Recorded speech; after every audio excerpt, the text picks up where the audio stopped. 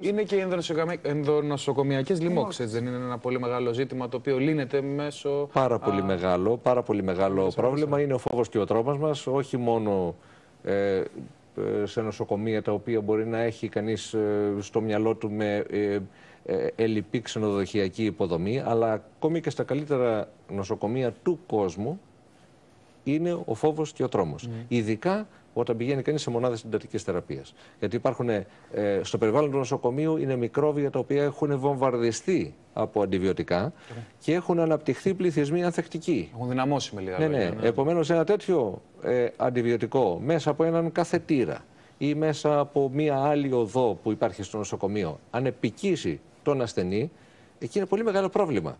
Διότι αν έχουμε έναν ηλικιωμένο ασθενή με μία νεφρική ανεπάρκεια συμβατή με την ηλικία και επικεστεί με ένα τέτοιο μικρόβιο, αυτό το μικρόβιο θα μπορούμε να το σκοτώσουμε μόνο με αντιβιωτικά τα οποία βλάπτουν τα νεφρά.